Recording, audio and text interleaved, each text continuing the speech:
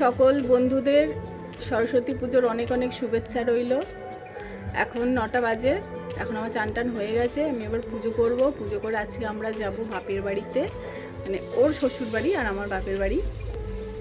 তো আপনার হ্যাঁ, ও এখন কথা বলবে না, কারণ ও দাঁত তুলেছে। আর ও সবাইকে বলে বেরিয়েছে আমি নাকি মেরে ও দাঁত ভেঙে দিয়েছি।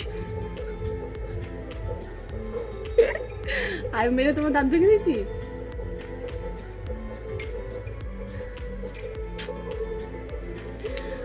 তো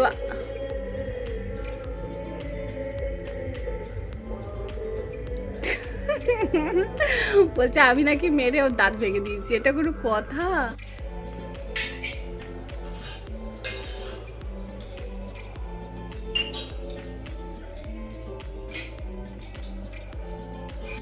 ওই যে দূরে প্যান্ডেলটা দেখা যায়, এটা আমার বাপের বাড়ির পাড়ার মাঠে।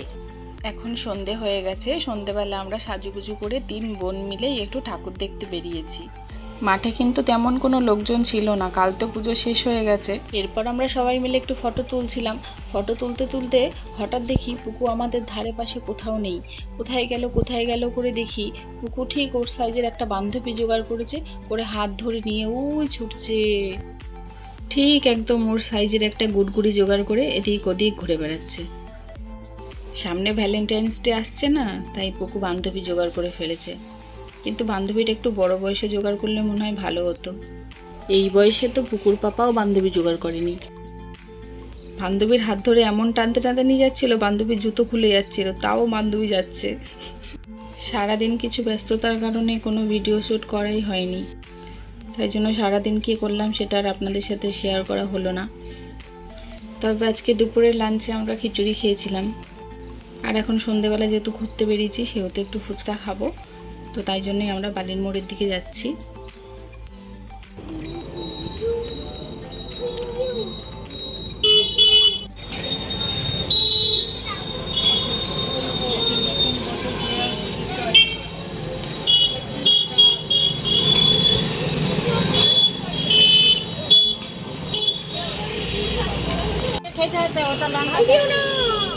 আলু দিয়ে তো খেতে হয়, ওইরকম করে এরকম ধরো, ধরে গালের মধ্যে ঘুরে দাও।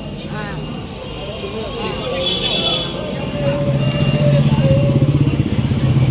দেখি সরো, নিচু করো, মুখটা নিচু করো। গেল সব জামাই। না জামাই পড়িনি।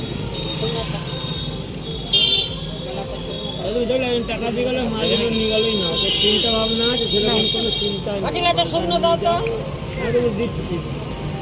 আর কটা পাবে ও? না হয়ে গেছে?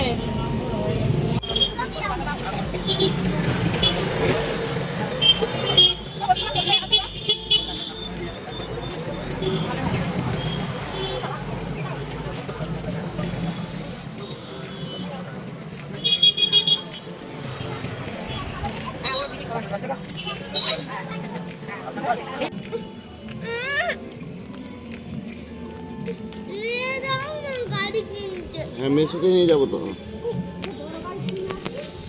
ওই দাদা ননি হচ্ছে, ননি ছি ছি ছি রে ননি ছি ছি ছি ছি রে ননি ছি ছি ছি। কোথায়? শোন কান দিয়ে ভালো করে। এই কোথায় ছিচি হচ্ছে, যতটা নেচে আসি। হয়ে গেল সারাদিন বাপের বাড়ি ঘোরা, এখন বাড়ি চলে যাচ্ছি। এখন বাজে 8টা, এখন আমরা বাড়ি যাচ্ছি। বাড়ি গিয়ে আমি কটা রিলস বানাবো, তারপরে খিচুড়িটা এখান থেকে নিয়ে যাচ্ছি, ওদেরকে খেতে দেবো, খাবো। রাতে খাওয়ার সময় খিচুড়িটা গরম করে নিয়েছিলাম, আর কিছু সবজি দিয়ে একটা পকোড়া বানিয়েছিলাম খিচুড়ির সাথে খাওয়ার মতো। আজকের ভিডিওটা বেশি বড় করতে পারলাম না, আজকের ভিডিওটা এই পর্যন্ত। পরবর্তী ভিডিও নিয়ে আবার আপনাদের সাথে দেখা হবে।